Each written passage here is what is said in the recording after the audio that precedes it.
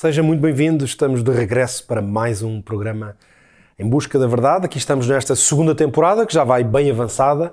Este é o programa número 12 e por isso muito obrigado por continuar connosco. Acredito que talvez tenha acompanhado ao longo de todas estas semanas. Se está a ver-nos por acaso ou pela primeira vez, saiba que então pode aproveitar na página da Novo Tempo, nos canais, aliás, do YouTube, por exemplo, da Novo Tempo Portugal, a procurar os nossos programas e fazer toda esta série. Estamos a fazer uma série de estudos bíblicos, estamos à procura de grandes verdades da Bíblia e a encontrá-las sobretudo a partir da história e da vida de Jesus. Já agora dizer também que tem a primeira série ou a primeira temporada do nosso programa, onde tem um conjunto de 20 grandes temas bíblicos também. Se porventura nunca os viu, fica talvez aqui o desafio. Por agora, vamos hoje descobrir o que os profetas disseram, uma expressão que vamos encontrar na Bíblia e que tem uma grande relevância, porque Jesus, como Messias e a sua vida, realmente ela foi anunciada pelos profetas. E hoje vamos procurar na Bíblia, vamos descobrir esta grande verdade e depois encontrá-la realmente de uma maneira profunda na Palavra de Deus. Antes de lermos então o nosso texto bíblico de hoje, de base, vamos pedir a bênção de Deus para este momento. Convido então a orar numa pequena prece comigo. Te agradecemos, nosso Pai, porque estás aqui connosco neste momento, porque bem disseste que onde alguns estivessem abrindo a Tua Palavra, Tu estarias com eles, e sabemos que pelo Teu Espírito Santo estás connosco, comigo aqui neste momento e com quem está em sua casa ou em qualquer lugar a ver este programa. Que a Tua bênção esteja sobre todos nós, é o que te pedimos em nome de Jesus. Amém. Vamos então a Lucas no capítulo 24. Vamos ler um encontro incrível de Jesus já depois da ressurreição de Cristo. E Jesus teve um encontro muito especial que vamos ler então a partir do versículo 13. Acompanhe-me.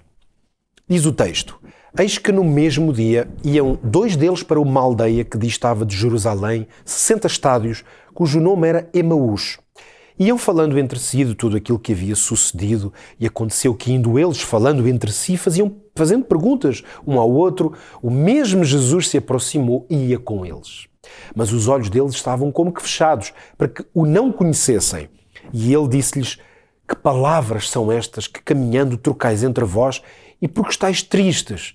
E respondendo um cujo nome era Cleopas, disse-lhe: És tu só peregrino em Jerusalém e não sabes as coisas que nela têm sucedido nestes dias? E ele lhes perguntou: Quais? E eles disseram: As que dizem respeito a Jesus, o Nazareno, que foi um profeta poderoso em obras e palavras diante de Deus e de todo o povo. E como os principais dos sacerdotes e os nossos príncipes o entregaram à condenação de morte e o crucificaram. E nós esperávamos que fosse ele o que remisse Israel, mas agora, com tudo isso, é já hoje o terceiro dia desde que essas coisas aconteceram. É verdade que também algumas mulheres dentre nós nos maravilharam, as quais de madrugada foram ao sepulcro e, não achando o seu corpo, voltaram dizendo que também tinham visto uma visão de anjos que dizem que ele vive. E alguns dos que estavam connosco foram ao sepulcro e acharam ser assim, como as mulheres haviam dito, porém não o viram. E ele lhes disse: Ó néscios e tardos de coração para crer tudo o que os profetas disseram, porventura não convinha que o Cristo padecesse essas coisas e entrasse na sua glória? E começando por Moisés e por todos os profetas, explicava-lhes o que dele se encontrava em todas as Escrituras. Que tremendo encontro este com dois discípulos de Cristo e o seu mestre que eles não reconheciam. É uma passagem realmente onde podemos dar ênfase a esta expressão, quando eles próprios falaram de Jesus dizendo que ele era o profeta poderoso em obras e palavras diante de Deus e do povo. O texto, como lemos, dizia que eles estavam com os olhos como que fechados, porque eram dois discípulos de Jesus, eles caminhavam em direção à pequena terra de Emaús, que estava a cerca de 12 quilómetros de Jerusalém e, no entanto, não foram capazes de reconhecer Jesus que se juntou a eles. É interessante porque, mesmo que não o reconhecessem, Jesus podia ter-se dado a conhecer, mas aquela emoção que eles iriam experimentar mais tarde, quando o reconhecessem todos juntos, ter-lhes-ia impossibilitado, talvez, a aprendizagem que Jesus quis dar-lhes e que foi tão proveitosa.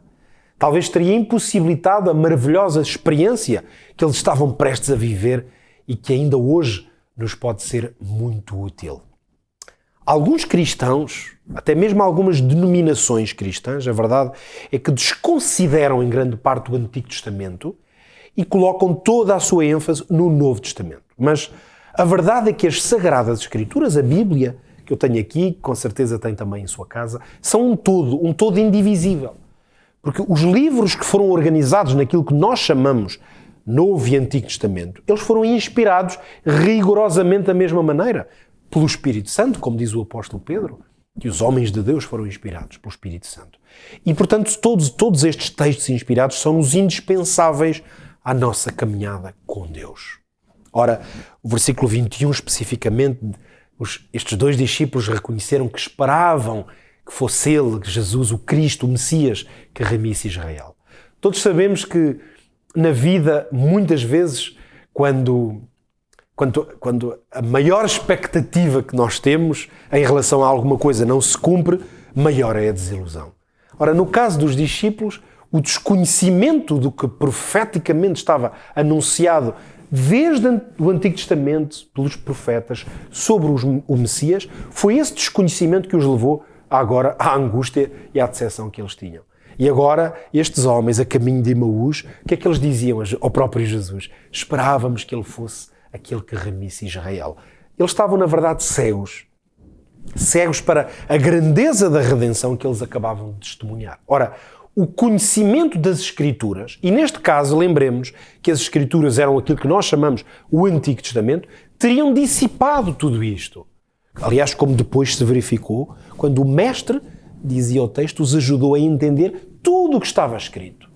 Portanto, o que é que nós entendemos ou podemos concluir daqui? Que uma fé em Cristo, portanto, que pode ser possível na vida de qualquer cristão, mas uma fé que não esteja enraizada nos ensinos da Bíblia, será sempre uma fé que é muito facilmente sacudida, muito facilmente até destruída. Basta surgir algum problema, alguma dúvida, e então a fé é destruída. E Jesus mostrou claramente a estes homens que se eles tivessem conhecimento do que estava revelado pelos profetas, que isto teria sido evitado. Ora, no versículo 22 nós compreendemos que nem o relato das mulheres que já tinham ido ao sepulcro, mesmo a ida de alguns outros discípulos para constatar que o sepulcro estava vazio, é interessante que nem isto foi suficiente para tirá-los daquele desespero, daquela dúvida. E eu ponho-me a imaginar quão diferente teria sido se estes homens tivessem conhecimento bíblico necessário através dos profetas. E nesse caso, em vez de motivo de desilusão, a morte de Jesus teria sido o quê? É interessante isto. Teria sido uma confirmação.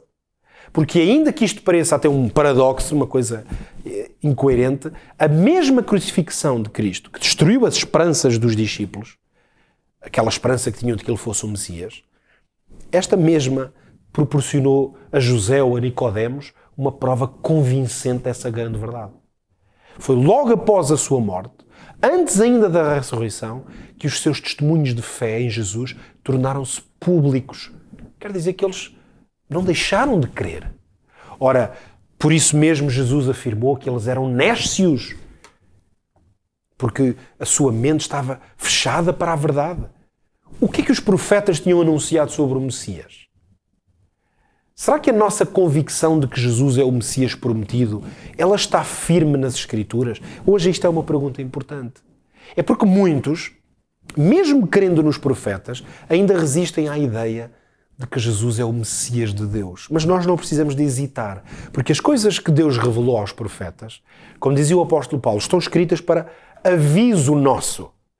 E hoje eu vou desafiá-lo realmente aqui no nosso programa a procurarmos na Escritura para encontrarmos, quem sabe até grande parte do que Jesus, nesse dia, lá em Emaús ou a caminho de Emaús, terá dito aos discípulos.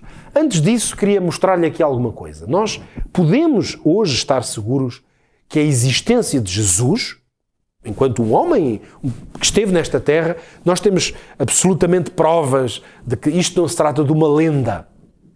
Existem muitas lendas, naturalmente, sobre grandes heróis do passado. Algumas misturam verdades históricas com invenções, propriamente lendas, mas nós temos muitas, ou pelo menos várias fontes, e fontes de diferentes origens que não apenas a Bíblia.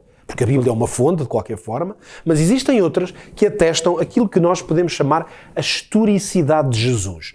Isto para que ninguém pudesse pôr aqui em causa que Jesus tenha existido, embora hoje isto também já não é um debate, mas é sempre interessante fazer esta análise. Eu vou mostrar-lhe aqui hoje pelo menos 3 exemplos. Trago-lhe o exemplo de Flávio Josefo, um historiador judeu nascido ali por volta do ano 37, 38 depois de Cristo, portanto, praticamente ele quase contemporâneo de Cristo, mas pelo menos contemporâneo de toda a história do cristianismo. Há um verso, aliás, bastante polémico, de alguma forma, entre os judeus, e ele escreveu o seguinte, no livro, na obra Antiguidades Judaicas, diz assim: por esse tempo apareceu Jesus, um homem sábio, que praticou boas obras e cujas virtudes eram reconhecidas. Muitos judeus e pessoas de outras nações tornaram-se seus discípulos. Pilatos o condenou a ser crucificado e morto.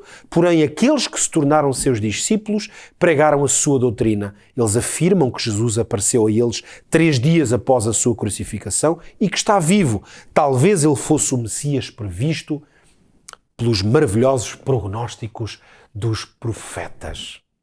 Depois temos uma fonte romana, agora não um historiador judeu, mas romano, portanto alguém que estava obviamente em total confronto, aliás, com a história cristã. Mas reparo que Tácito, um historiador romano, portanto muito cedo, portanto em relação à história cristã, nasceu por volta de 52, Tácito escreveu que, nomeados a partir de Cristos, sofreu a penalidade máxima nas mãos de Pôncio Pilatos durante o reinado de Tibério. Portanto, esta fonte judaica coloca, aliás, Jesus num contexto e num relato histórico. E depois temos uma fonte, neste caso grega, dita pagã, na linguagem cristã, de um texto de Luciano de Samosata, que nasceu por volta do ano 125 depois de Cristo. Ele, na verdade, escreve um texto a criticar Cristo e os cristãos. Portanto, estamos a falar de alguma coisa que é antagónica ao cristianismo, mas que, portanto, é uma fonte que é um relato muito fidedigno do movimento de Cristo e do que se passou nesse tempo. E ele escreveu o seguinte: os cristãos, como sabes, adoram um homem até hoje. O personagem distinto que introduziu os seus rituais insólitos, dizia ele, foi crucificado por isso e foi incutido neles pelo seu legislador, que são todos irmãos, desde o momento que se convertem e vivem segundo as suas leis. Tudo isso adotam como fé e, como resultado, desprezam todos os bens mundanos, considerando-os simplesmente como propriedade comum. Interessante que, com base em documentos como este, é claro, sobretudo quando aliamos estes relatos ao grande relato, à grande evidência da obra e da presença de Cristo, que é o Novo Testamento, nós podemos afirmar que a verdade histórica da existência de Cristo está para lá da dúvida. Agora, a questão que se coloca realmente é quem realmente é Jesus. Ora, a Bíblia e o Antigo Testamento em particular falavam desde muito cedo da promessa de um ungido ou um escolhido de Deus, portanto designado como o Messias. Para que o seu povo pudesse crer, este era o grande propósito das profecias, era este, que o povo de Deus pudesse crer e preparar-se. Então, centenas de revelações, centenas mesmo, foram feitas pelos profetas de Israel, que deveriam cumprir-se no Messias, enviado de Deus. Ora, as profecias do Antigo Testamento, elas não foram acrescentos modernos ou posteriores ao cumprimento. Os textos, o que estou a tentar dizer é que os textos do Antigo Testamento não foram escritos depois de Jesus ter vivido para tentar criar uma espécie de encenação profética. Sobre isto, aliás, nós não precisamos ter qualquer dúvida, porque as evidências da existência antiga dos profetas é grande e a este propósito podemos até referir, por exemplo, a tradução da Bíblia, das Escrituras, que é chamada a Septuaginta, que é uma versão traduzida para a língua grega. Isto foi feito a partir do 3º século antes de Cristo, mas é uma tradução da Bíblia hebraica, portanto, aquilo que nós temos na nossa Bíblia como o Antigo Testamento. Ora, uma obra que só pode ser feita depois do Antigo Testamento já estar completa, por isso foi uma tradução praticamente completa do Antigo Testamento, e que foi usada muito antes de Jesus nascer ou viver. Portanto, neste contexto, Este é um testemunho muito importante, essa tradução, mas também podemos referir aqui as descobertas muito importantes arqueológicas de Qumran, que ficaram muito conhecidas e foram descobertas naquelas grutas, lá nessa zona de Qumran, isto em 1947. E essa grande descoberta arqueológica veio a revelar rolos com trechos ou até com livros completos dos profetas do Antigo Testamento, alguns deles datados do 2º e até do 3º século antes de Cristo. E, portanto, nós temos aí evidências inequívocas de que os textos do Antigo Testamento já estavam escritos e que revelavam profeticamente detalhes sobre a vida do Messias que vieram a cumprir-se. E este é o foco do estudo que quero fazer hoje consigo. Estes detalhes vieram a cumprir-se de forma exata, incrivelmente exata, em Jesus Cristo, na sua vida. E foram revelados, em alguns casos, com centenas, até 700 anos antes de Cristo ter nascido. E por isso, hoje, vamos fazer essa pesquisa. Que profecias são essas? Como é que podemos verificar a exatidão do seu cumprimento? Então, vamos fazer o exercício mais simples, mas ao mesmo tempo o mais revelador que pode ser feito, que é, nós vamos colocar aqui em evidência as profecias do Antigo Testamento e depois vamos verificar na história, no relato da biografia de Jesus, o momento em que essas profecias foram cumpridas, tal como está registado no Novo Testamento. Para isto, o que é que nós precisamos de fazer? Ir à procura, fazer essa pesquisa, procurar os textos do Antigo Testamento, para depois verificar a harmonia com aquilo que está revelado sobre a vida de Jesus. Mas nós ainda podemos elevar um pouco a fasquia. E vamos fazer isto exclusivamente para profecias que se tenham cumprido, particularmente nas últimas 24 horas de Jesus. Ou seja, os momentos que levaram Jesus à sua morte. Porque nós temos profecias, na verdade, nas Escrituras, que dizem respeito ao nascimento, à vida de Jesus, mas vamos focar-nos apenas na sua morte. Será possível que os profetas do Antigo Testamento, centenas de anos antes de Cristo ter vivido, tenham revelado com exatidão algumas dezenas de detalhes sobre a experiência terrível que Jesus viveu na sua morte? Se nós conseguirmos fazer isto, e se encontrarmos essas evidências, nós temos duas evidências que ficam claras diante de nós. De que a Bíblia é a palavra de Deus, porque Ele revelou segredos aos profetas, e de que Jesus é realmente o Salvador. Então, eu convido a fazer isso. Eu não trouxe hoje dezenas para trazer o número redondo, trago-lhe apenas 10. 10 evidências proféticas. E o que vamos fazer é muito simples. Eu vou mostrar-lhe os textos do Antigo Testamento e imediatamente vamos verificar o cumprimento desse texto na vida de Jesus durante essas últimas 24 horas da sua vida. Então vamos começar. Primeira declaração profética. O Antigo Testamento e os profetas anunciaram que Jesus seria traído por um amigo e que esse amigo comeria do seu pão.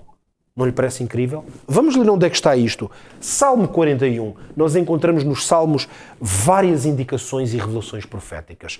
Diz o Salmo o seguinte: até o meu próprio amigo íntimo, em quem eu tanto confiava, que comia do meu pão, levantou contra mim o seu calcanhar. Uma indicação profética sobre o que aconteceria com Jesus, o Messias. Onde é que isto se cumpriu? Na vida de Jesus, com os seus discípulos e Judas em particular. Vamos ler. Respondeu-lhe Jesus: é aquele a quem eu der este pedaço de pão molhado no prato. E tendo molhado o pedaço de pão, deu a Judas Iscariotes, filho de Simão. Cumprimento exato da profecia feita pelo Salmo 41. Mas a Bíblia também revelava, pelos profetas, que Jesus, ao ser traído, seria avaliado em 30 moedas de prata. Mas mais, que estas moedas seriam lançadas no chão, lançadas por terra, na casa do Senhor, e que isto estaria associado ao campo de um oleiro. Note bem, tudo isto anunciado centenas de anos antes. Como é que isto é possível? Vamos ler profeta Zacarias, no capítulo 11 e o versículo 12. E pesaram o meu salário, 30 moedas de prata. Novamente, a referência. O Senhor, pois, me disse: arroja ou lança isto ao oleiro, esse belo preço em que fui avaliado por eles. E tomei as 30 moedas de prata e as arrojei ao oleiro na casa do Senhor. Oráculo revelado ao profeta Zacarias. Veja agora o cumprimento disto na vida de Jesus, tal como escrito pelos apóstolos. Mateus, vamos ler vários versículos de Mateus 26 e 27. Então, um dos 12, chamado Judas Iscariotes, foi ter com os príncipes dos sacerdotes. Que me quereis dar e eu vos-lo entregarei? E eles lhe pesaram 30 moedas de prata. E ele, atirando para o templo, lemos depois mais à frente no 27, ele, atirando para o templo as moedas de prata, retirou-se e foi-se enforcar. Versículo 7. E os príncipes dos sacerdotes, tendo deliberado em conselho, compraram com elas o campo de um oleiro para a sepultura dos estrangeiros. Que incrível exatidão no cumprimento desta profecia. Terceira profecia, que Jesus ficaria em silêncio quando fosse julgado e acusado. Encontramos esse texto num dos mais importantes textos proféticos, Isaías 53. Vamos ler agora aqui o versículo 7. Ele foi oprimido, mas não abriu a boca. Como um cordeiro foi levado ao matadouro e como ovelha muda perante os seus tosqueadores, ele não abriu a sua boca. Onde é que encontramos no Novo Testamento, nos Evangelhos, o perfeito cumprimento desta profecia? Leia comigo Mateus 27, 12 a 14. Sendo acusado pelos príncipes dos sacerdotes e pelos anciãos, nada respondeu. Disse-lhe então Pilatos: não ouves quando testificam contra ti? E nem uma palavra lhe respondeu, de sorte que o governador estava maravilhado. Mas mais maravilhados podemos ficar nós, não apenas pelo seu silêncio naquele momento, mas porque Jesus, esta sua atitude foi profetizada 700 anos antes pelo profeta Isaías. Lemos depois que Jesus seria ferido e particularmente que ele seria ferido nas suas mãos. Onde é que encontramos esta revelação? Profeta Zacarias novamente, capítulo 13, versículo 6. Se alguém lhe disser que feridas são essas nas tuas mãos, dirá ele, são as feridas com que fui ferido em casa dos meus amigos. Uma descrição incrível de Jesus, o Messias, sendo ferido nas mãos por aqueles que ele veio para salvar. Ora, o que é que nos revelam os Evangelhos? Vamos ler Lucas 22, 63 e João 20, 27. E os homens que detinham Jesus zombavam dele, ferindo-o. Depois ele disse a Tomé: põe aqui o teu dedo e vê as minhas mãos. Chega a tua mão e põe-na no meu lado. Não sejas incrédulo, mas crente. Jesus, quando apareceu a Tomé, que estava incrédulo de que ele pudesse estar vivo, disse-lhe: vê as minhas mãos, põe as tuas mãos nas minhas feridas, para que ele pudesse ter a confirmação. Então sabemos que a profecia de Zacarias foi perfeitamente cumprida. Mas também sabemos um detalhe horrível, mas um detalhe que foi profetizado: que o Mestre, o Messias, seria cuspido pelos seus detratores. Ora, Isaías, no capítulo 50, apresenta este oráculo, esta visão do Messias. Vamos ler. As costas dou aos que me ferem e a face aos que me arrancam os cabelos. Não escondo a face dos que me afrontam e me cospem. Nesta declaração profética, o profeta Isaías anunciava a experiência que o Messias viveria. Podemos ler estas palavras. Custa até a ler, mas que estão registadas em Mateus, no capítulo 26 e versículo 67. Então cuspiram-lhe no rosto e davam-lhe murros e outros o esbofeteavam. Foi esta a realidade da experiência que o Mestre viveu. Mas quem estivesse atento às Escrituras sabia. Podemos imaginar Jesus naquele caminho até Emaús, a mostrar um texto como este e a mostrar àqueles homens que o que eles viram e que terá sido um horror para eles ver Jesus sofrer estes horrores, esta tortura, eles viram-no, mas os profetas tinham-no anunciado. Vamos continuar. Jesus seria também escarnecido, uma outra forma de ser humilhado. Onde é que os profetas registaram isso? No Salmo 22, que eu aconselho a ler todo ele, um salmo profético acerca dos sofrimentos e da experiência do Messias. Veja o que diz os versículos 7 a 8. Todos os que me veem zombam de mim, estendem os lábios e maneiam a cabeça, dizendo: confio no Senhor que o livre. Livre-o, pois nele tem prazer. Ora, com incrível exatidão, estas palavras se cumpriram na experiência de Jesus nestes últimos momentos da sua vida. Vamos ler Mateus 27, a partir do versículo 41. Da mesma maneira também, os príncipes dos sacerdotes, com os escribas e anciãos e fariseus, escarnecendo, diziam: salvou os outros e a si mesmo não pode salvar-se. Se é o rei de Israel, deixa agora da cruz e creremos nele. Confiou em Deus, livre-o agora, se o ama, porque disse: sou filho de Deus. Note, parece que estão a dizer palavra a palavra aquilo que estava registado no Salmo 22. Ora, eles não o fizeram de propósito. Eles não tinham consciência de que estavam a cumprir de maneira atroz, mas a cumprir o que tinha sido profetizado no Salmo 22. Outro detalhe incrível, até porque era contrário ao que era normal acontecer neste tempo na pena por cruz, a Escritura nos profetas revela que nenhum dos ossos de Jesus seria trespassado, do Messias, mas também, que nenhum dos ossos seria quebrado, mas que ele seria sim trespassado.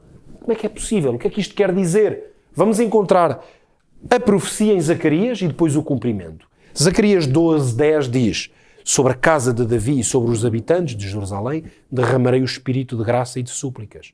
E olharão para mim a quem traspassaram e o prantearão como quem pranteia por um unigênito e chorarão amargamente por ele como se chora amargamente pelo primogênito. Mas chegamos à vida de Jesus, à experiência horrível da sua morte. E vamos encontrar esta descrição em João, no capítulo 19, que diz o seguinte: quando se aproximaram de Jesus e viram que ele já estava morto, não lhe quebraram as pernas. Contudo, um dos soldados perfurou o lado de Jesus com uma lança e imediatamente brotou sangue e água. Cumprimento exato. Por isso a profecia anunciava que eles olhariam para aquele a quem trespassaram. Mas há um outro detalhe de incrível precisão, que realmente era impossível não apenas prever humanamente, mas impossível que alguém tentasse, vamos dizer, criar as condições para que isto fosse possível. Então, nós sabemos que a profecia anunciava que Jesus morreria no meio ou entre outros, na verdade, esses verdadeiros transgressores, acusados à mesma pena, ou condenados à mesma pena que ele. Então, vamos ler essa profecia mais uma vez em Isaías 53. E aí é-nos dito que porquanto derramou a sua alma na morte e foi contado com os transgressores. Ora, na vida de Jesus, onde é que nós vamos encontrar esta descrição de que ele morreu contado entre transgressores? Em Marcos, no capítulo 15 e no versículo 27, está o registro de que crucificaram com ele 2 salteadores, um à sua direita e outro à sua esquerda. Sim, Jesus morreu sem culpa, mas morreu entre os transgressores. E chegamos às vestes. As vestes de Cristo, embora humildes, mas as suas vestes seriam sorteadas, até porque tinham posto sobre ele uma veste com mais valor do que as que ele usava no dia-a-dia, como que ainda dentro desse contexto de gozo. Ora, e de escárnio, as suas vestes, segundo a profecia, seriam sorteadas e repartidas. Vamos ler no Salmo 22, mais uma vez, já lhe disse, um incrível salmo profético, onde o salmista, em palavras que se calhar nem ele compreendeu, mas que eram pura inspiração divina, onde ele registou: repartem entre si as minhas vestes e lançam sortes sobre a minha túnica. Será possível que um detalhe desta natureza tenha acontecido na vida de Jesus? Por homens, aliás, que eram entre os seus carrascos, portanto, não podiam ter tentado cumprir a profecia. Vamos ler o que aconteceu. Evangelho de João, no capítulo 19. Tendo, pois, os soldados crucificado Jesus, tomaram as suas vestes e fizeram 4 partes, para cada soldado uma parte, e também a túnica. A túnica, porém, tecida toda de alto a baixo, não tinha costura. Disseram, pois, uns aos outros: não a rasguemos, mas lancemos sortes sobre ela para ver de quem será. E assim, estes homens, inconscientes dessa realidade, cumpriam com exatidão milimétrica, diríamos, as palavras do salmista na sua profecia. E finalmente chegamos à última evidência que vos mostro. A profecia incrível, e esta contra todas as leis da natureza, de que no momento da morte do Messias, haveriam trevas sobre a terra. A um momento em que o sol estaria no seu auge, a terra escondeu a sua luz. Ora, isto foi profetizado pelo profeta Amós, no capítulo 8 e no versículo 9. Leia comigo. Sucederá que naquele dia, diz o Senhor, farei que o sol se ponha ao meio-dia e a terra se entenebreça em dia de luz. Ora, este oráculo sobre um momento único da história desta terra veio a acontecer precisamente por intervenção divina que nós lemos no registro de Mateus no capítulo 27 e o versículo 45, que diz: desde a hora sexta houve trevas sobre toda a terra até à hora nona. Ora, a hora sexta, no horário, na forma como os judeus, neste período, e os romanos contavam o tempo, sabemos que a hora sexta era precisamente o meio-dia. Meio-dia. Ora, Amós dizia precisamente que o sol se iria pôr ao meio-dia, que a terra ficaria cheia de trevas em plena luz. Foi exatamente o que aconteceu. Entre o meio-dia e as 3 da tarde houve umas trevas totais. Agora, depois destas incríveis evidências, o que é que podemos dizer? Nós, é verdade que não podemos colocar em causa a existência histórica de Jesus. Mas, como isso não pode ser negado, então muitos reduzem-no a um mestre, um homem sábio. Alguns até poderão dizer um profeta de Deus. Mas ao considerar apenas estas partes do que poderia ter sido o homem Jesus, obviamente que todas elas negam a sua verdadeira identidade, aquela que ele próprio afirmou, o Emanuel, ou seja, Deus conosco. Aquele de quem as Escrituras revelam que ele era o Verbo estava com Deus e o Verbo era Deus. E as mesmas Escrituras, estou a citar o apóstolo João, na abertura do seu livro, do seu Evangelho, que diz também que o Verbo fez-se carne e habitou entre nós, e de que vimos a sua glória como a glória do unigênito do Pai. Lembra-se destas palavras? Não sei se já as ouviu.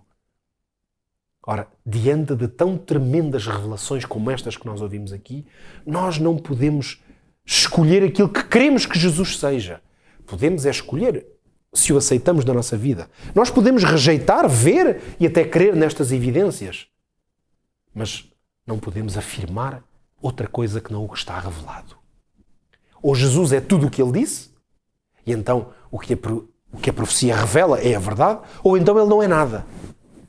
O famoso autor cristão C.S. Lewis, que foi, aliás, um agnóstico na sua juventude, mas que tornou-se um grande crente e um dos maiores defensores de Cristo e da causa cristã, ele resumiu esta ideia de haverem apenas 2 possibilidades diante do que está revelado na Bíblia sobre Jesus, sobre as profecias. A primeira hipótese seria que as suas alegações são falsas. Esta é a primeira hipótese.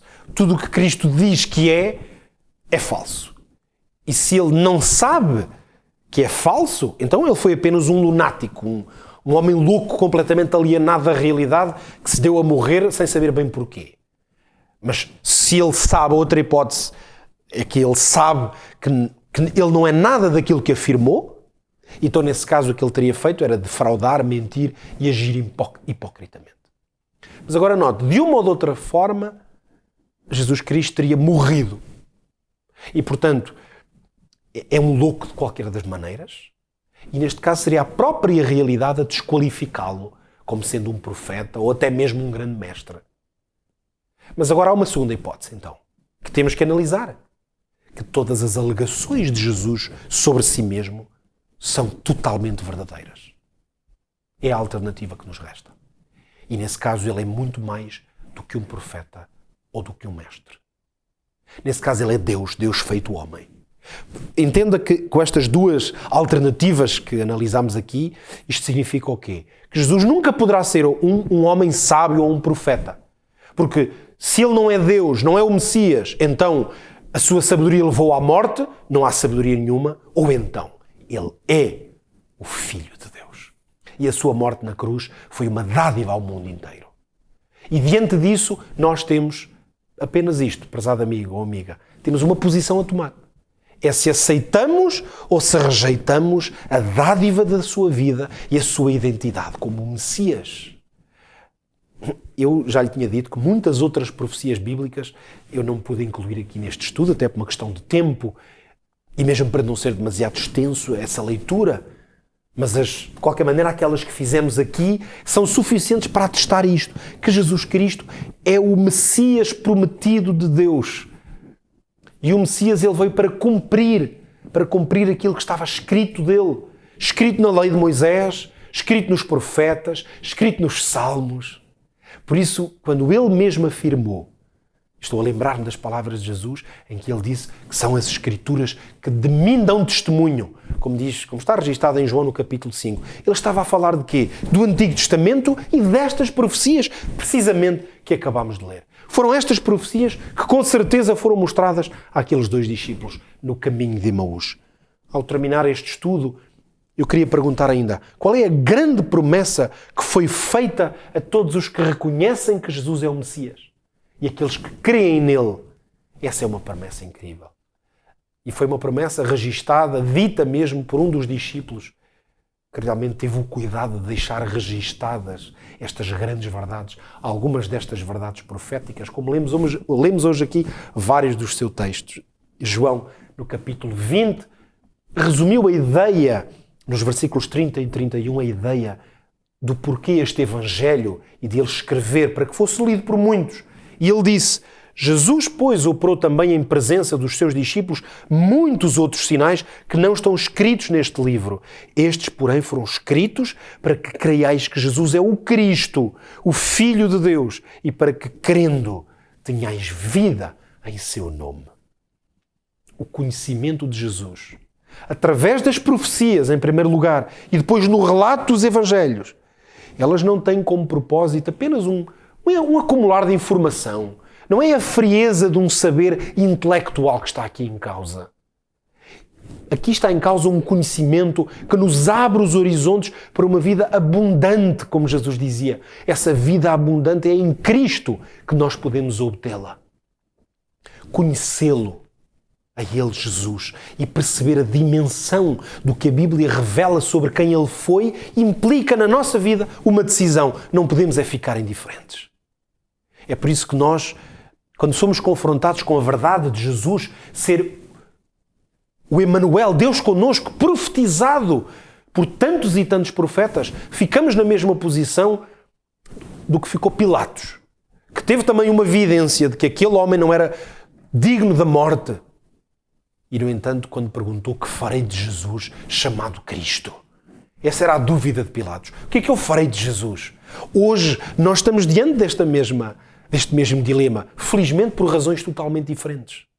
Mas diante da evidência que nós hoje tivemos aqui, que é uma evidência sobrenatural, esta evidência que nos chega através de profecias cumpridas com exatidão na vida de Cristo. Nós não podemos reduzir Jesus à ideia de ser apenas um homem no passado, mesmo que considerando que foi um homem sábio ou bondoso. Nós não podemos reconhecê-lo apenas como mais um no meio de tantos outros líderes religiosos e homens bons.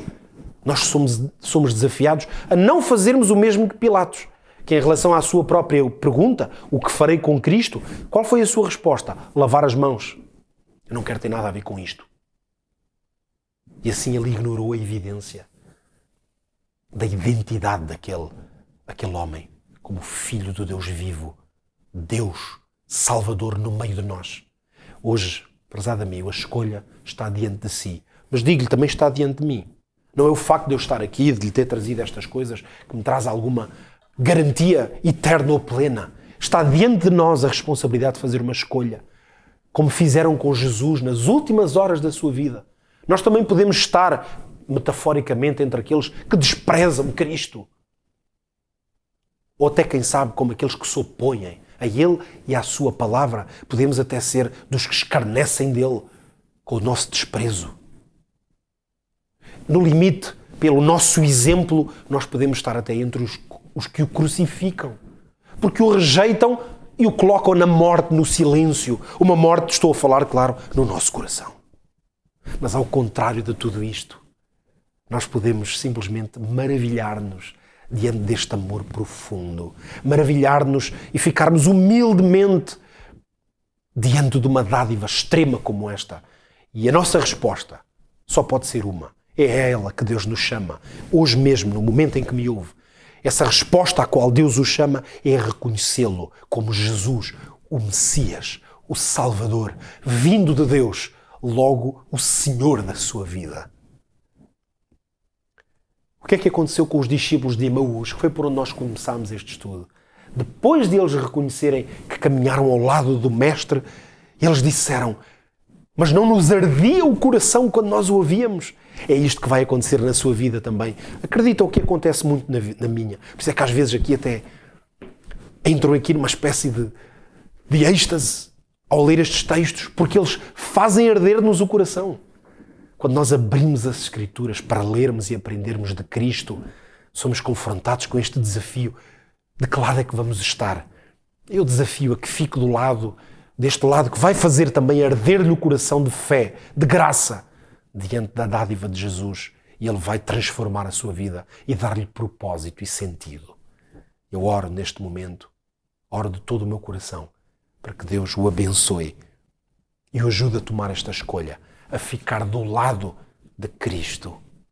Que Deus o abençoe. Se desejar receber este estudo, quem sabe até para voltar a analisar bem estas profecias, pode fazê-lo. Entre em contato connosco, novotempo.pt, é o nosso site, /em busca da verdade. Preencha um pequeno teste, que vai com certeza ser interessante para si fazer, e então teremos todo o gosto em enviar-lhe também este estudo. Até ao próximo programa, se Deus quiser, e até lá, que Deus continue a guardar e a abençoar a sua vida.